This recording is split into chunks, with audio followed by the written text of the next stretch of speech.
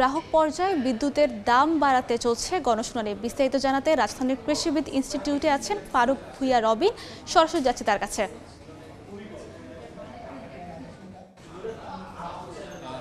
গতকাল বিদ্যুতের পাইকারি দাম বাড়ানোর যে আবেদন করা হয়েছিল তারই ধারাবাহিকতায় আজকে গ্রাহক পর্যায়ে বিদ্যুতের দাম বাড়ানোর জন্য সবকটি বিতরণ সংস্থা অর্থাৎ ৬টি যে বিতরণ সংস্থা রয়েছে তার সবকটি আজকে গ্রাহক পর্যায়ে বিদ্যুতের দাম বাড়ানোর আবেদন নিয়ে বাংলাদেশ এনার্জি রেগুলেটরি কমিশনে যে তারা এসেছিল তার উপর আজকে দ্বিতীয় দিনের গণশুনানি চলছে। এবং এই গণশুনানিতে আজকে যদি আমি বলতে যাই যে বিতরণ সংস্থাগুলোর পক্ষ থেকে যে দাবিগুলো করা হয়েছে, ডিপিডিসির পক্ষ থেকে ৬.৯৬%, ডিসকোর পক্ষ থেকে ৯.৬৭%, এবং পল্লী বিদ্যুতায়ন বোর্ডের পক্ষ থেকে ৫.৯৩%, নেসকোর পক্ষ থেকে ৪.১২%, এবং অজুপাডিকুর পক্ষ থেকে 10% বিদ্যুতের দাম গ্রাহক পর্যায়ে বাড়ানোর যে প্রস্তাব দেওয়া হয়েছে।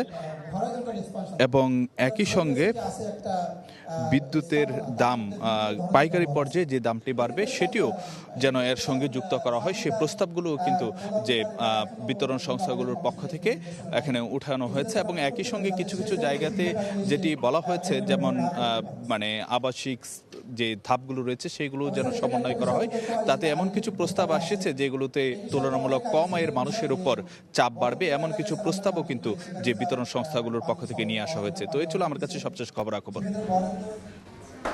সরাসরি যুক্ত ছিলাম রাজধানীর কৃষিবিদ ইনস্টিটিউশন মিলনায়তন থেকে।